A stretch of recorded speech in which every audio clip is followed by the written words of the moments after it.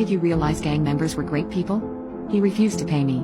Now he helps me out with anything I want. During my freshman year of college, I landed a job as a server at a nearby bar and grill.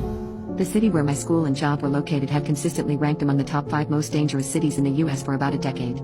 Coming from the nearby suburbs, I was quite sheltered. I couldn't help but believe that the crime rate was exaggerated. But, strangely enough, being naive and not understanding the real danger I put myself in probably saved my life on more than one occasion. One day a party called into the restaurant requesting a table for 18. When I came in and looked at the list of reservations, I got excited and requested to serve them. My manager allowed it since all the other servers got annoyed whenever given a party over 6.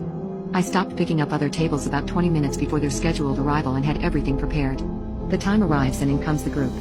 All young Puerto Rican men and ladies in their late teens and early 20s. There was one slightly older gentleman probably in his early 30s. They were all in a matching color scheme. Me being the person I am thought, oh, how nice.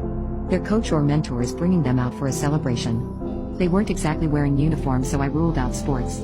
I thought perhaps they were a debate team or math Olympics. Something of the sort.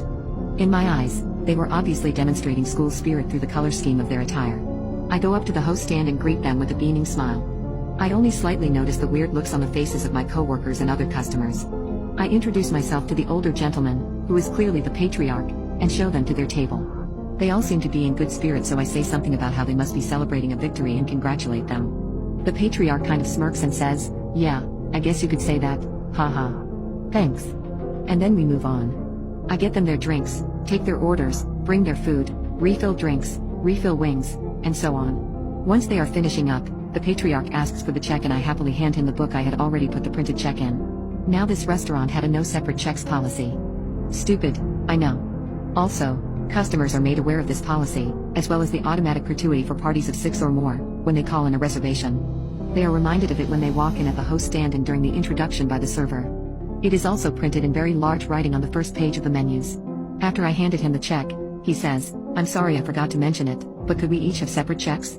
While I am reminding him of the policy, his phone rings. He says, "I'm sorry but I must take this call," then hands the check to one of the young ladies next to him and tells her to take care of it. He tells me he'll be right back and goes to the vestibule to take the call. A few minutes later, I see them all getting up and heading to the door. I tell them to have a nice night and run to the table so I can collect the money. I look everywhere, but nothing. This restaurant has another policy. The server, being me in this situation, is responsible for your table's checks, whether they paid or not. Yes, I know this isn't legal. But guess what? The owner didn't care about that inconvenient detail.